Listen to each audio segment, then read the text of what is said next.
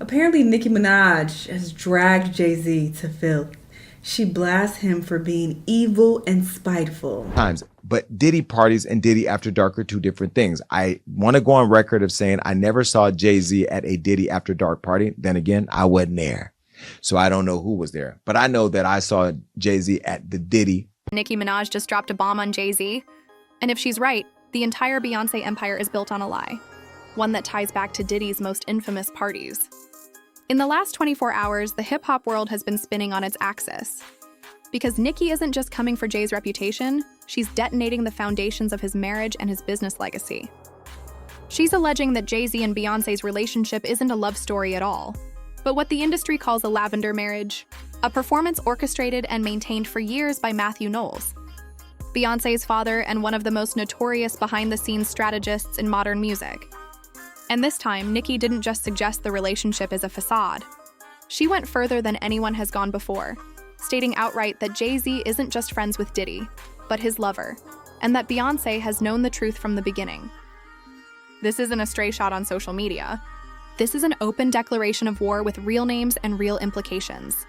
Jay-Z's also been linked or connected in doing business with him. Now, Jay-Z has also been tied to Diddy through rumors and longtime allegations and conspiracies. We've all seen them online, like the one that claims Jay-Z allegedly cheated on Beyonce with Kathy. Nicki's core allegation has been echoed in private circles for years, but it's never gone public at this level.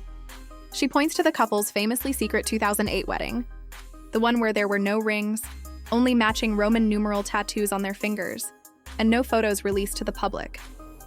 For a pair who have made a fortune off their image, why would the power couple of the century skip every traditional symbol of commitment unless the whole setup was just for show? That tattoo insider's whisper isn't about romance. It's about brand synergy, legal entanglements, and a business contract signed under the table, supervised by Beyonce's own father, Matthew Knowles. And the whispers haven't stopped there. Now the rumors are spreading like wildfire. Sources familiar with the industry say Jay-Z and Diddy's relationship has always gone far beyond music or money. Behind closed doors, their bond has allegedly included attendance at the same notorious freak-off parties, private gatherings where celebrities, executives, and hanger-ons indulge in anything goes, sometimes with everything recorded for insurance or blackmail. These aren't urban legends anymore. In the past year, lawsuits and depositions have dragged his parties into the legal spotlight. And suddenly, every name that's ever been seen with him is coming under scrutiny. When Nicki says Jay wasn't just at those parties, but involved with Diddy, and that Beyonce knew and approved because her own reputation depended on the illusion of a happy marriage, the narrative suddenly makes a twisted kind of sense, and people are wondering how much of what we see from this trio is actually real. Diddy and Jay, inseparable at the party. They just probably best friends. They probably both grew up in New York. They're New Yorkers. I don't know their relationship. I don't know what business they got going on, but they are really close with one another. They are. But if this story ended at rumors of parties, it wouldn't have rattled the industry the way it has. There's a timeline of events that demands attention. Start with Kelly Rowland, Beyonce's closest friend, the person who should know every detail about what happens behind those velvet ropes.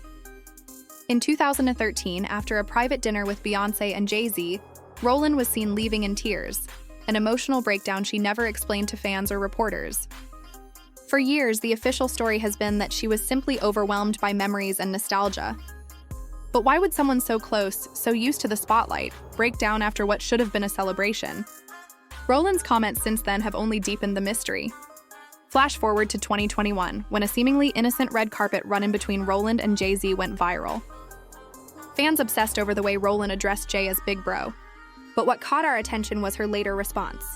Some things I will never understand, like I see my big bro all the time, but I guess you guys never see what we see. That's not the kind of thing you say about a straightforward friendship. That's the kind of phrase that signals there's another layer, something so sensitive it can't be named on camera. If Rand, who has spent her life protecting Beyonce's public persona, is dropping hints that there's a reality we don't see, what else is being hidden? It's a fair question, especially when you factor in the public events that have shaped the Carter Knowles image for over a decade. And then you have celebrities like a Jay-Z.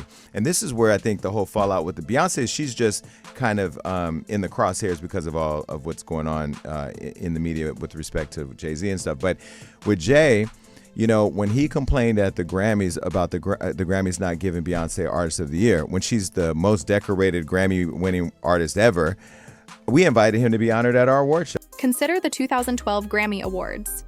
Jay-Z stood on stage and shamed the Academy for snubbing Beyonce year after year for Album of the Year. Rowland later called that speech a moment that made artists feel seen, praising Jay-Z's courage and loyalty. But we have to ask, was that outburst genuine outrage, or was it just another calculated move designed to reinforce the image of a united front? Every year, the Grammy snubs generate headlines, but the Carters have always managed to spin the A. Narrative, staying in control, never letting any cracks show. Maybe it's all been part of the performance. The Diddy connection brings us to 2024 and the lawsuits that have thrown the industry into chaos. Earlier this year, a man named Joseph Manzaro filed a complaint accusing Diddy of horrific acts at one of those Miami freak-off parties. Here's where it gets interesting. Jay-Z and Beyonce were initially named as potential witnesses in the suit until their lawyers produced evidence that they were actually in Hawaii at the time. That should be the end of it. But why would Jay-Z, a man who's supposed to be above suspicion, need such a detailed alibi? The mere fact that his name appears in a legal document about Diddy's parties, even if only as a witness, is enough to light up the rumor mill. People close to the situation say the only reason Jay-Z's team had that evidence ready to go is because they knew the rumors about his involvement weren't new. They were anticipating questions, not reacting to them.